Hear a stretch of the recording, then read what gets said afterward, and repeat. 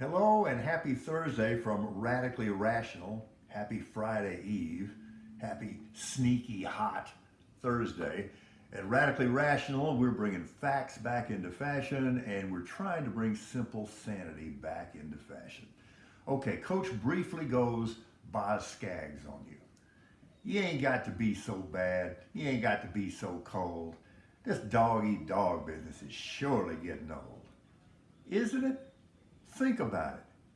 We're all completely exhausted from combat. We are all completely worn out from dogs eating dogs. Doesn't have to be this way. I've spent a lot of time lately thinking about, gee, this is a narrow subject, what it means to be a good person. People have been wrestling with that for a long time. I'm not going to give you all the answers. But I do think it starts with this. I think it starts with a realization that you do live in this world with other people. And that blind selfishness can never be justified in the name of freedom. It doesn't work.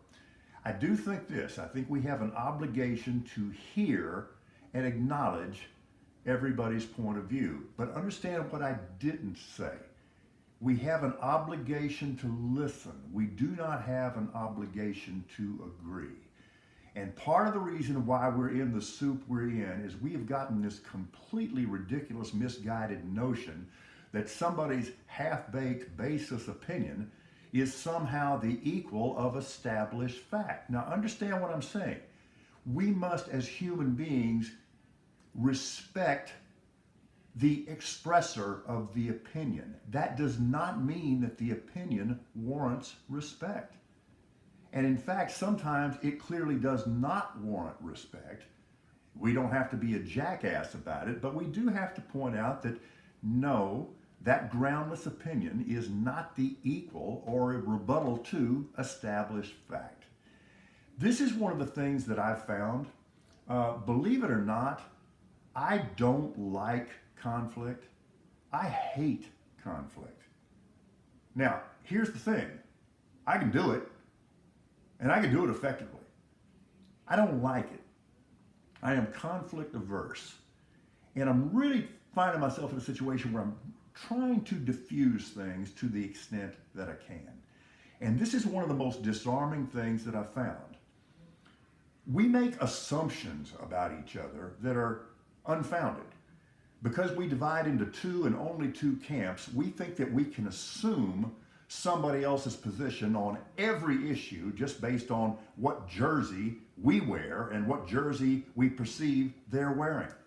One of the most disarming things that I've found I can do is just look at somebody who, for whatever reason, perceives me as an opponent, whether I am or not, look at them and go, "You're right." Oh my God, you have no idea how disarming that is, because somebody's come into this arena, into this ring, and they're looking for combat and they want to fight. And when I tell them, "You're right," initially they're disappointed. And then they get angry because they came looking for a fight. But what happens in very short order is they're completely disarmed. Why did you think I disagreed with you about that particular issue? Have you ever heard me address it? So we assume the worst about each other, and that's why we get where we get.